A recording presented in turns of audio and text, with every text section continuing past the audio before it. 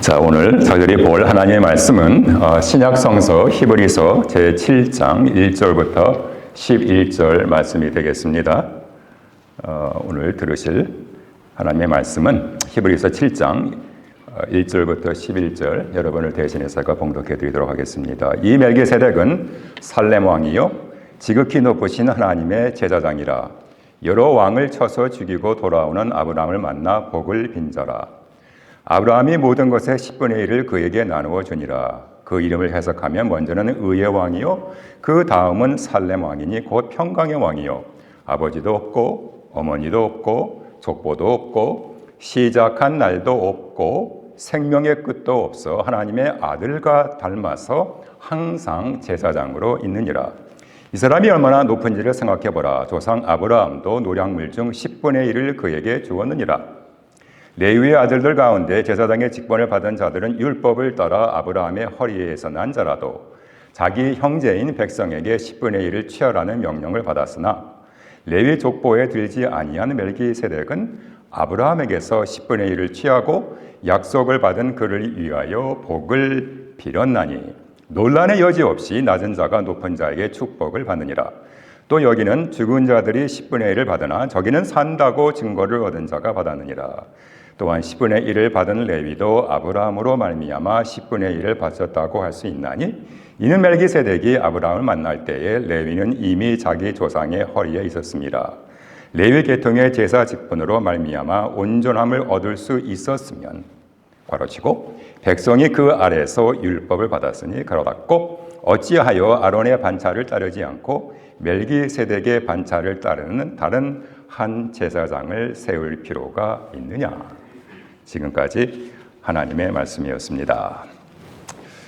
오늘은 히브리서 두 번째 설교입니다. 혹시 여러분 기억나시나요? 복습입니다. 제가 지난 11월 설교할 때 말씀을 드렸는데요. 이 편지를 받은 이 히브리서의 편지를 받은 수신자들은 로마에서 흩어져 살고 있는 유대교에서 그리스도교로 개종한 유대파 크리스찬들이었습니다. 이 당시 로마 제국은 유대교는 합법적인 종교로 인정을 했지만 유대교에서 파생한 그리스도교회는 나무에 매달려 죽은 예수님이 다시 부활했다라는 그런 그리스도인들의 주장을 미신으로 치부를 하고 그리스도인들을 박해를 했습니다.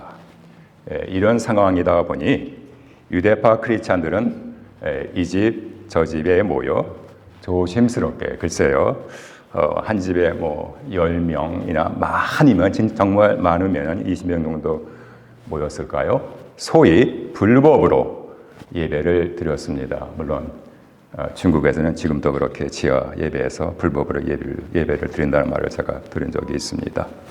그런데요 설상가상으로 같은 지역에 살고 있는 정통 유대교 신자들도 이제 막 예수님을 믿기 시작한 유대파 크리스찬들을 차가운 눈으로 바라보고 차별을 했습니다.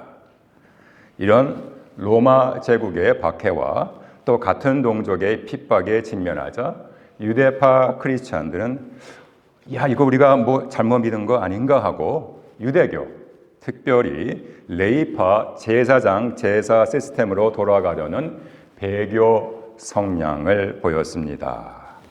글쎄요, 그 이유를 저는 이렇게 한번 생각을 해보았습니다. 히브리서 기자가 이 편지를 통해서 끊임없이 강조하고 있는 것이 예수님의 우월성으로 그런 거를 봐서 혹시 이분들이 이 유대파 크리스찬들이 예수님, 특별히 예수님 제사장직을 잘 이해를 하지를 못한 것 같습니다. 여러분 우리가 예수 그리스도, Jesus Christ, 예수 그리스도 할 때 예수는 이름, first name이고 그리스도는 예수님의 성, last name이라고 생각을 하시면 아주 큰 오해입니다. 제 영어 이름이 데니얼 온데 데니얼은 제 first name이고 오는 제 last name입니다. 그러나 예수 그리스도 할 때 예수님의 이름은 물론 예수님이지만 그리스도는 예수님의 last name, 성이 아니라 예수님의 타이틀, 예수님의 직분, 예수님의 직함입니다. 마치 우리가 김진엽 장로님 하면은 이름은 김진엽이고 이름 뒤에 붙는 장로 혹은 공인회계사는 타이틀을 말합니다. 저희들이 현성화 목사님, 현성환 교수님 말할 때는 현성화는 이름이고 목사, 그 다음에 교수는 라스네임이 아니라 타이틀입니다. 직함입니다. 여러분, 그렇다면요, 예수님의 이 타이틀, 직함, 직분이 되는 그리스도 혹은 메시아, 혹시 이 뜻을 아시는지요? 예, 맞습니다. 기름을, 부음을 받은 자라는 뜻입니다. 그런데요, 저희들이 우리가 말하는 구약 성경 혹 히브리 성경을 보면 기름 부음을 받은 아주 특별한 두 부류의 사람들이 있었습니다. 누구죠? 왕, 그 다음에 제사장입니다. 맞습니다. 그래서 결국 예수 그리스도라는 말은 예수님은 왕이심과 동시에 제사장이라는 뜻입니다. 이 유대파 크리스찬들에게 예수님께서 왕으로 오셨다는 말은 금방 이해가 됐습니다. 왜냐고요? 예수님이 유다 지파잖아요. 그렇죠? 다윗 왕 이후 모든 이스라엘 왕들은 다 유다 지파에서 나왔습니다. 그래서 no problem. 문제가 전혀 없습니다. 그런데요, 예수님이 제사장으로 오셨다는 말에는 어리둥절할 따름이었습니다. Really? 이게 뭔 소리요? 왜냐고요? 여러분, 이스라엘 백성들에게 제사장은 어느 지파에서 나왔지요? 레위 지파입니다. 그런데 유다 지파에 속한 예수님이 제사장이라니 이러한 말도 안 되는 소리가 어디에 있습니까? 족보와 전통을 중요시하는 유대인들에게는 정말 황당한 주장이었습니다. 그래서 구간이 명관이라고 그들이 옛날에 믿었던 유대교로 슬금슬금 돌아가려는 그러한 경향을 보였습니다. 그러자 이 소식을 들은 히브리서 저자가, 저자의 이름은 누군지 모릅니다. Not so fast. 그래서 이들에게 보내는 편지, 사실은 편지라기보다는 겉면의 말씀입니다. 설교라고 볼 수도 있고요. 아주 수준이 높은, 굉장히 높은 그러한 설교입니다. 아무튼 이 편지를 통해서 예수님의 제사장직에 대해서 아주 상세히 그리고 아주 논리적으로 설명을 합니다. 여러분, 히브리서가 총 몇 장이죠? 13장이잖아요. 그런데요, 저자는 이 중에서 1장에서 10장까지 거의 뭐 77%인데 10장까지는 거의가 다 예수님의 제사장직에 대해서 설명을 하는데 할애하고요. 마지막 3장에는 저희가 잘 아는 믿음장이 있고 그 다음에 작별 인사를 한 뒤 편지를 마칩니다. 특별히 5장에서 7장에서는 멜기세덱이라는 인물을 소개하면서 이 멜기세덱을 예수님과 비교하면서 왜 예수님께서 어느 레위 지파 제사장보다 훨씬 더 뛰어난 제사장인지를 기가 막히게 설명을 하고 있습니다. 결국 예수님을 떠나서 다시 구약시대 레위기 제사 제도로 돌아간다면 이 유대파 그리스도인들은 물에 빠진 사람이 아무 쓸데없는 지푸라기를 잡는 것과 동일하다고 그렇게 역설하고 있습니다. 그래서 오늘 말씀을 살피면서 3가지 질문을 제가 던집니다. 첫째, 멜기세덱은 누구인가? 둘째, 멜기세덱과 예수님은 어떤 관계가 있는가? 마지막으로 어떻게 예수님께서 동시에 왕이시며 제사장이신가입니다. 첫 번째 질문입니다. 멜기세덱은 누구인가? 글쎄요. 멜기세덱은 그야말로 아주 비밀스러운 베일에 쌓여있는 성경에 잠깐 삐까뿌 하고 나왔다가 사라진 아주 신비하고 모호한 인물입니다. 그런데 이 멜기세덱이 다름 아닌 구약에서는 아브라함과 신약에서는 예수님과 연결이 되어 있으니 아주 엄청나게 중요한 인물이기는 분명한데, 근데 사실 우리가 이분에 대해서 정확하게 아는 바는 별로 없습니다. 구약에서는 히브리 성경에서는 창세기 14장, 시편 110편에 잠깐 언급이 되었지만 만일에 히브리서 저자가 멜기세덱의 이름을 8번 자기가 쓴 편지에서 거론하지 않았다면 아무도 기억하지 못할 아주 모호한 인물입니다. 여러분, 저희들의 성경을 쭉쭉쭉 읽다가 보면은 역대상 1장에서 8장은 정말 지루한 족보 이야기가 계속해서 나옵니다. 누가 누구를 낳고 누가 누구를 낳고. 여러분, 마태복음 1장이 괴롭다면은 역대상 1장에서 8장을 한번 읽어보시기 바랍니다.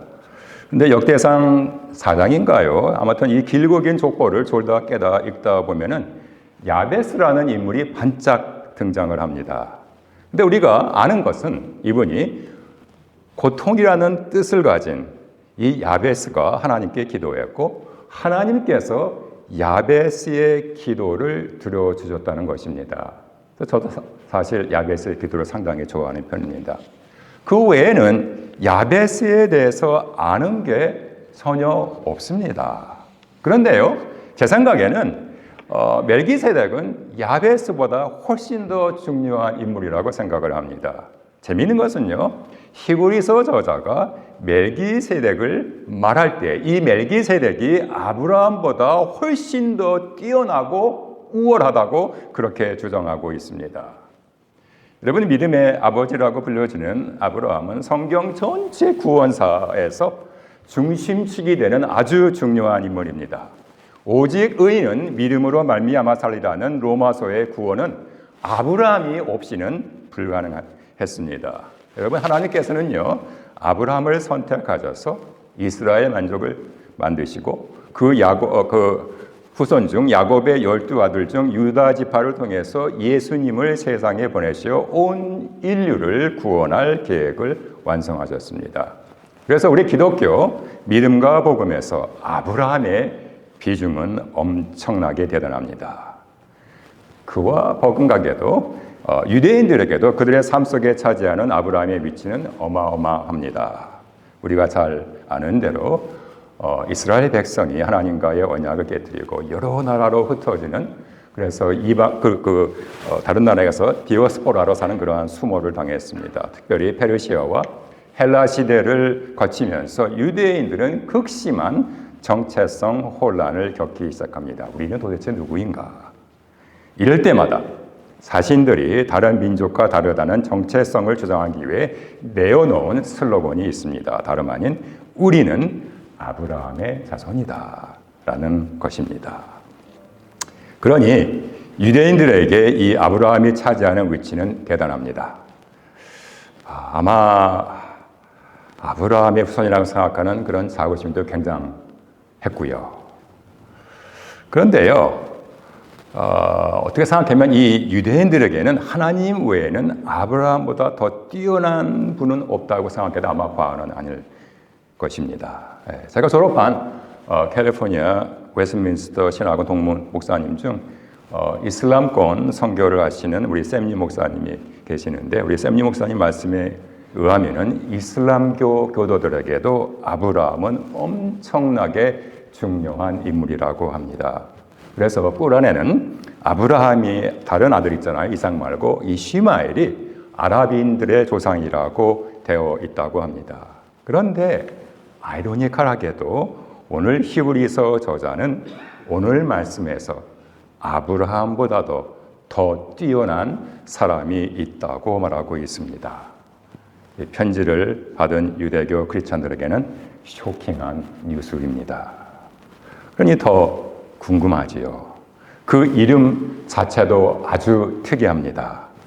우리 세원약 교회 성도님들은 아주 복이 많습니다. 우리 담임 목사님이 구약학자이시니 아주 수준 높은 성경 공부를 하시잖아요.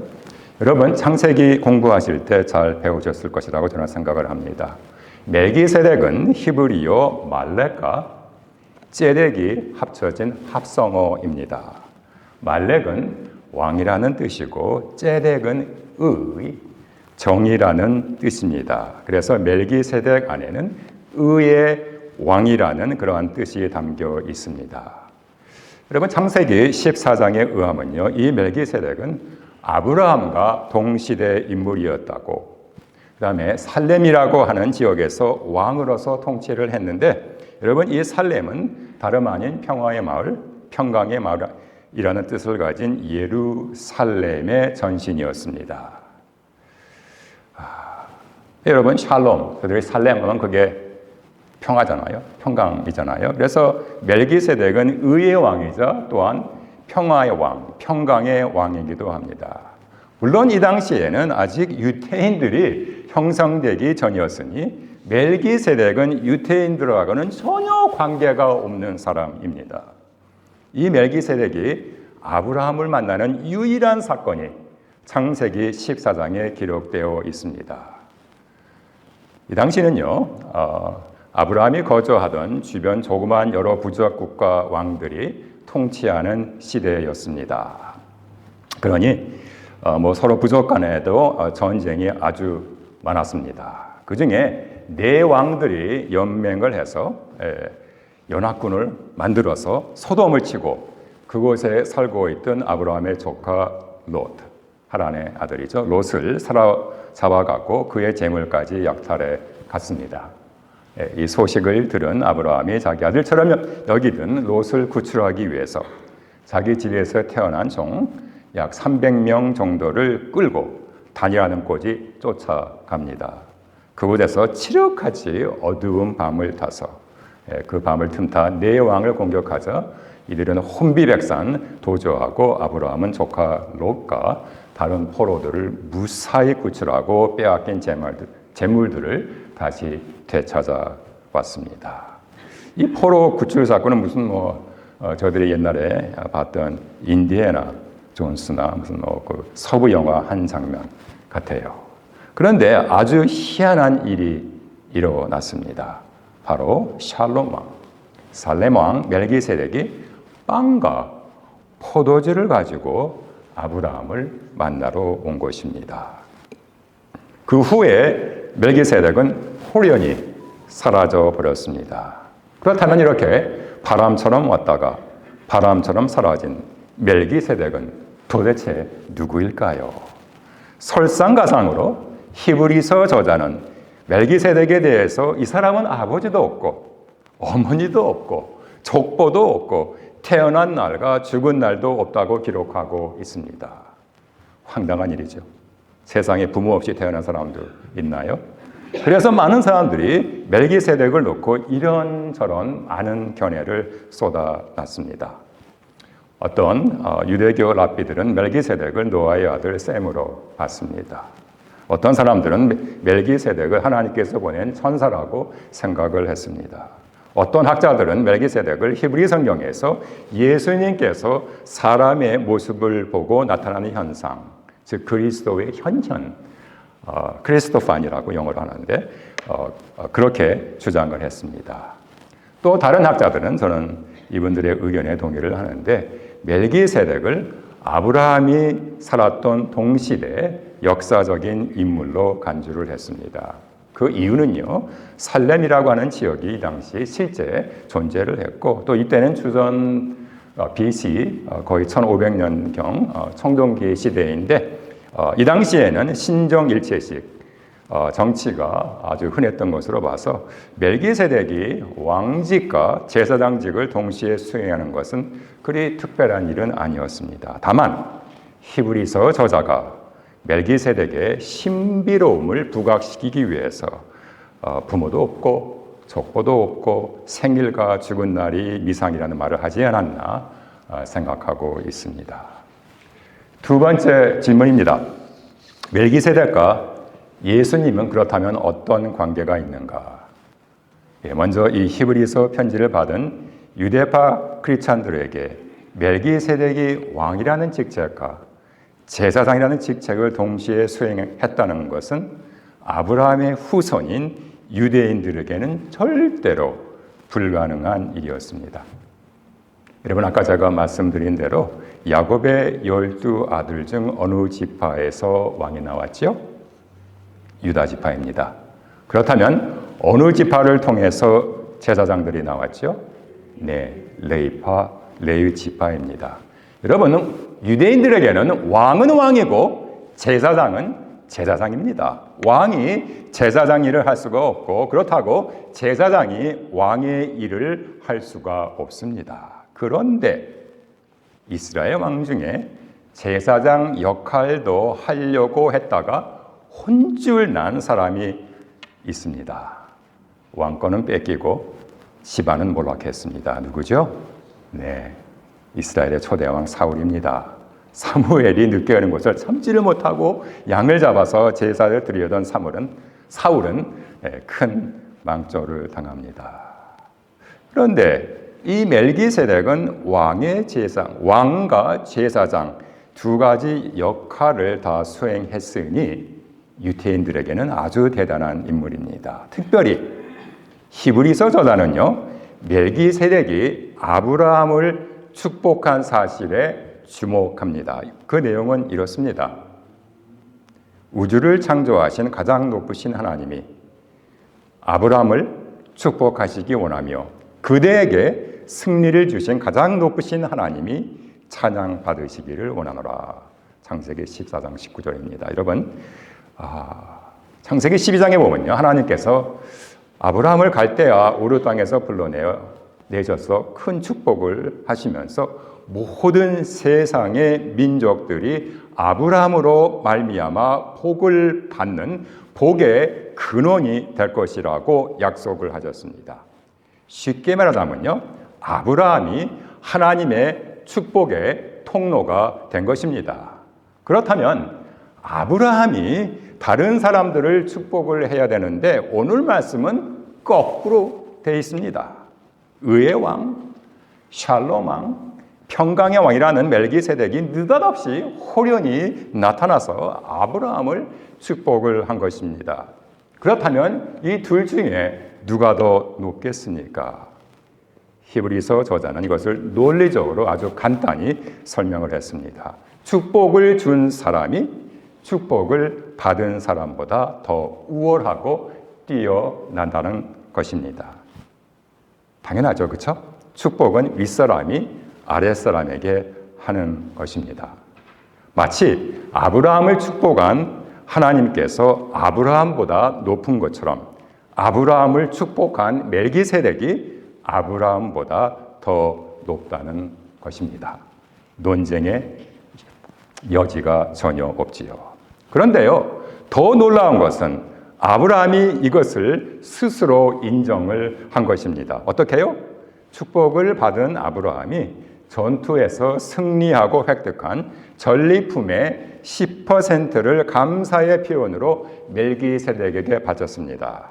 여러분, 잘 아시는 대로 이스라엘 백성들을 위해 제사장직을 수행했던 레이파 지파 사람들도 자신들의 그 땅에 분깃이 없었기 때문에 백성들로부터 10% 11조를 받았습니다. 그런데 재미있는 것은요, 히브리서 저자가 아브라함이 멜기세덱에게 11조를 바칠 때 아직 태어나지도 않은 레위 지파 제사장들도 그 당시에 아브라함의 옆구리, 아브라함의 허리에 있었기 때문에 아브라함과 함께 레위 지파 제사장들도 멜기세덱에게 11조를 바쳤다고 말하고 있습니다.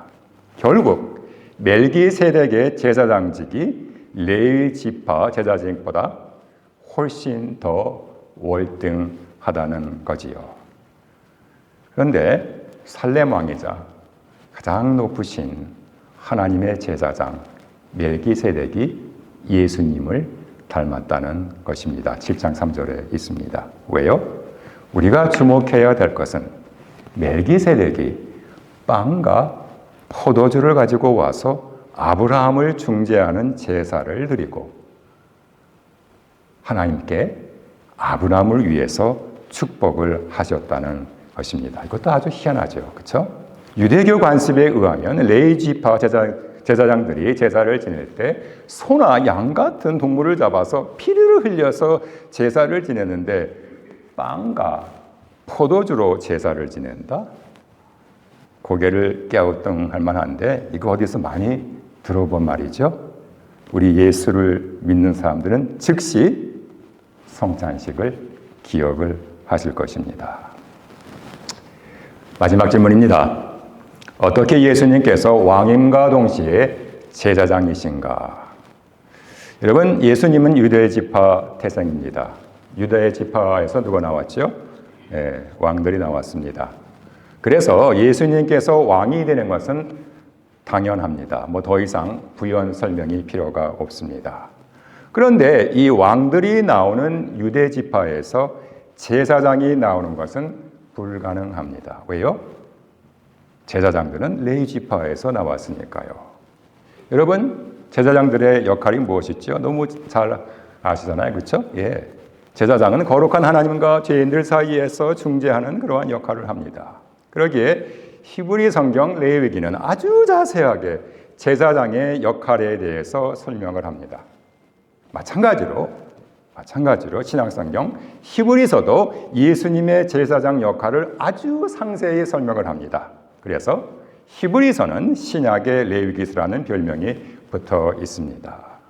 그런데요, 예수님은 레위 지파가 아닌 유다 지파에 속합니다. 그러면 어떻게 예수님께서 우리의 죄를 중보하시는 제사장이 되셨을까요?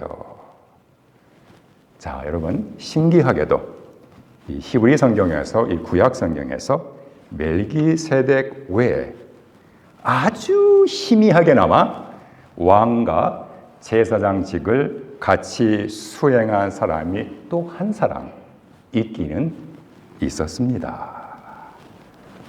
이 사람이 누구일까요? 네, 하나님 마음에 합한 자라는 별명을 가진 다윗 왕입니다. 다윗 왕이 처음에 그 사울의 핍박을 피해서 이리저리 도망 다니다가 하루는 그 노베에 있는 성전에 망명을 했습니다. 소위 말하면 정치적인 망명을 했습니다. 그 당시에. 아마 그때 제사장이 아마 아히멜렉이었던 것 같아요. 근데 이제 그 부하들을 데리고 여기에 그 노베 성소에 이제 망명을 했는데 하도 그 배가 고프잖아요. 근데 그 성전에 진열된 그 빵을 보고서 냉큼 집어서 먹어버렸습니다. 근데 여러분, 이 빵은 누구만 먹을 수가 있죠? 제사장만 먹을 수가 있습니다. 그런데 다윗이 제사장 흉내를 낸 거지요. 근데 참 하나님께서 다윗을 많이 봐주시는 것 같네요. 다윗을 살려주셨습니다. 이 다윗 왕이 바로 시편에서 레위 지파가 아닌 멜기세덱의 계열을 따라, 멜기세덱의 반차를 따라 새로운 제사장이 메시아로, 그리스도로 올 것을 예언했고, 그 예언의 약속은 예수님 안에서 성취되었습니다. 바로 히브리서 저자가 주목하는 시편 110편 4절입니다. 여호와께서 약속하셨으니 그 마음을 바꾸지 않으시리라. 너는 멜기세덱의 계열에 속한 영원한 제사장이다. 여기서 너는 물론 예수님을 이야기를 합니다. 중요한 건요, 여러분, 히브리서 저자가 이 시편 110편 4절을 히브리서에서 4번이나 인용을 하면서 멜기세덱이 다름 아닌 예수님의 모형, 예수님 타입, 예수님의 표상이라고 그렇게 말하고 있습니다. 결국 예수님은요, 아브라함의 후손 레위파의 계열을 따라 제사장이 된 것이 아니라 멜기세덱의 계열을 따라서 제사장이 되었기에 마치 멜기세덱이 아브라함보다 뛰어난 것처럼 예수님도 아브라함의 후손인 레위파 제사장들보다 훨씬 더 뛰어나고 궁극적으로는 아브라함보다도 뛰어난다는 것은 당연한 유추일지도 모릅니다. 결국 멜기세덱이 왕과 제사장직을 둘 다 수행한 것은 앞으로 오실 예수님의 왕과 제사장직의 모형이었습니다. 마들이었습니다. 여러분, 모형이 무엇인지 잘 아시잖아요. 그렇죠? 여러분, 보잉 회사에서 비행기를 만들 때 보잉 777, 787 그런 비행기를 만들 때 그 비행기를 만들기 전에 먼저 만드는 것이 바로 모형 비행기입니다. 생긴 모습은 아주 흡사하지만 그 모형 비행기가 실제 비행기라고 주문하는 항공사는 없습니다. 저희들이 이 아름다운 워싱턴주에 살면서 레븐워스에 있는 독일 마을을 한 번, 두 번 갔다가 오신 분들이 있는 줄로 압니다. 저와 제 아내는 독일, 그 당시에는 소독이었죠.